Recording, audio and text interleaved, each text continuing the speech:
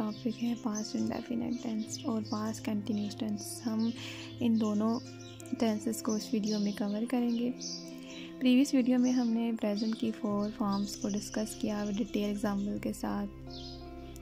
अब हम पास्ट को देखते हैं कि पास्ट इंडेफिनिट टेंस क्या होता है। पास्ट कहते हैं गुजरे हुए ज़माने को। This tense is use to indicate an action completed in the past, यानी कि ये फ़ेल गुज़िश्ता ज़माने को ज़ाहिर करता है। फॉर एग्ज़ाम्पल, उसने ख़त लिखा, उन्होंने गाना गाया। तो ये जुमले जो है ये क्या चीज़ शो कर रहे हैं, ये गुज़िश्ता ज़माने को ज़ाहिर कर रहे हैं। क्योंकि पास्ट में बेसिकली होता क्या है, पास्ट में माजी की बात की जा रही होती है।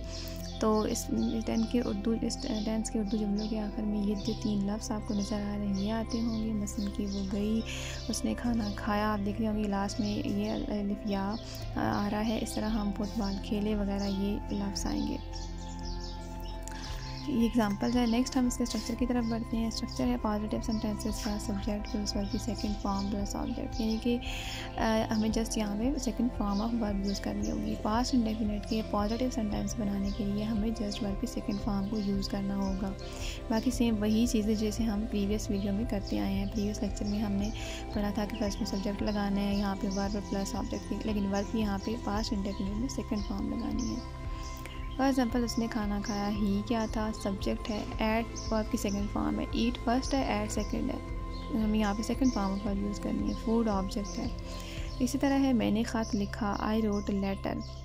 तो आई रोट लेटर, आई क्या था, सब्जेक्ट था, रोट सेकंड फॉर्म है, लेटर सब्जेक्ट है। तो ये पॉजिटिव सेंटेंसेस का स्ट्रक्चर है। इसको आप याद कर लें। नेगेटिव को बनाने के लिए सब्जेक्ट है प्लस डिड नॉट और प्लस वर्ब की फर्स्ट फॉर्म प्लस ऑब्जेक्ट। कोई स्टूडेंट यहाँ पे बहुत कंफ्यूज होते हैं कि क्योंकि पॉजिटिव सेंटेंस में हम सेकंड फॉर्म यूज़ कर रहे हैं वर्ब की, लेकिन यहाँ पे फर्स्ट फॉर्म आ रही है, तो इस बात से वो कंफ्यूज हो जाते हैं। लेकिन इसका जो एक यहाँ पे क्यों यूज़ होती है, वो इसलिए यूज़ होती है क्योंकि हम ऑलरेडी डिड नॉट यहाँ पे डिड यूज़ कर चुके हैं और डिड सेकंड फॉर्म है। तो ये रूल्स है टेंसेस का कि जब आप एक दफ़ा यूज़ कर चुके हैं सेकंड फॉर्म, तो फिर आप दोबारा यहाँ पे सेकंड नहीं यूज़ कर सके, आप फर्स्ट करेंगे। इस वजह से ये नेगेटिव सेंटेंसेस का स्ट्रक्चर क्या है कि हमें यहाँ पे डिड नॉट लगाना है प्लस वर्ब की सेकंड फॉर्म। नेगेटिव और इंटरोगेटिव दोनों में हमें फर्स्ट फॉर्म यूज़ करनी होगी, जबकि पॉजिटिव सेंटेंसेस बनाने के लिए हमें सेकंड फॉर्म यूज़ करनी होगी। तो इस स्ट्रक्चर को देख के आप इन सेंटेंसेस को कर सकते हैं, सॉल्व कर सकते हैं। उसने चाय नहीं पी, ही क्या था, सब्जेक्ट था, डिड नॉट लगाया, टेक टी, यहाँ पे हमने फर्स्ट फॉर्म ऑफ वर्ब लगाई। इसी तरह नीचे आप ये भी एग्जांपल देख सकते हैं। इंटरोगेटिव सेंटेंसेस का स्ट्रक्चर है कि डिड को आप सेम जैसे प्रीवियस वीडियो में हम करते आए हैं कि हेल्पिंग वर्ब को स्टार्ट में ले आएंगे, प्लस सब्जेक्ट है और वर्ब की फर्स्ट फॉर्म और लास्ट में क्वेश्चन मार्क्स है, ये ऑब्जेक्ट और क्वेश्चन मार्क। फॉर एग्जाम्पल, क्या वो कल लाहौर गया, डेट को स्टार्ट में ले आया, ही, गो हमारे पास फर्स्ट फॉर्म है, टू लाहौर यस्टरडे। एक बात और यहाँ पे आप याद रख लें कि इंटरोगेटिव सेंटेंसेस में जितने भी क्वेश्चन किए जाते हैं उनके आंसर येस और नो की सूरत में होते हैं। क्योंकि यहाँ पे इसने क्वेश्चन किया कि क्या वो कल लाहौर गया, येस और नो में जवाब देना। इस तरह क्या मैंने सवाल हल नहीं किया, येस और नो में आपने आंसर्स देना होता है इंटरोगेटिव सेंटेंसेस में। नेक्स्ट है past continuous tense. Past indefinite tense में हमने क्या पढ़ा, पॉजिटिव बनाने के लिए सेकंड फॉर्म ऑफ वर्ब और नेगेटिव बनाने के लिए did not plus first form of verb, interrogative बनाने के लिए डिड और इसके first form of verb. Past continuous tense में क्या करना होगा कि यहाँ से कंटिन्यूस से ही ज़ाहिर है कि इसका मतलब होता है जारी। पास्ट कंटिन्यूस टेंस में क्या होता है कि ये फ़ेल गुजरे हुए ज़माने जो कि जारी रहा हो को ज़ाहिर करता है। यानी उर्दू जुमले के आखिर में रहा, था, रहे, थे, रही थी, इस तरह के लफ्ज़ आते हैं। यहाँ पे हम इसका स्ट्रक्चर देखते हैं। अफर्मेटिव बनाने के लिए सब्जेक्ट लगाना होगा, हेल्पिंग वर्ब बाज़ वर्ब होंगे और वी की आईएनजी वाली फॉर्म होगी। जितने भी कंटिन्यूस और परफेक्ट कंटिन्यूस के हमारे पास टेंसेस आएंगे उन सब में भी वर्ब की आईएनजी वाली फॉर्म यूज़ होगी।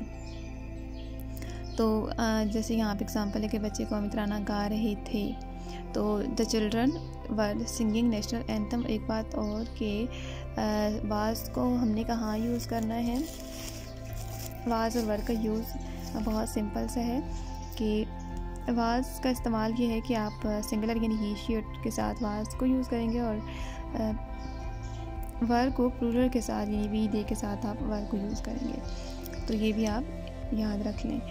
इसके अलावा नेगेटिव बनाने के लिए हमें क्या करना होगा, सिंपल जस्ट हमें नॉट लगाना है। हर चीज़ को कॉन्सेप्ट वाइज समझें, कॉन्सेप्ट समझेंगे तो कोई चीज़ आपको भूलेगी नहीं बल्कि आपको याद रहेगी। तो सिंपल क्या है कि हमें यहाँ पे वाज वर्ड के साथ नॉट लगा देना है। सिंपल हमारा वही स्ट्रक्चर यूज़ होगा। इंटरोगेटिव में हमें क्या करना होगा कि वाज वर्ड को स्टार्ट में ले आना है और आगे यहाँ पे सब्जेक्ट है और आईएनजी वाली फॉर्म और प्लस ऑब्जेक्ट क्वेश्चन मार्क्स। यहाँ पे एग्जांपल है कि क्या वो सो रही थी, वाज शी स्लीपिंग।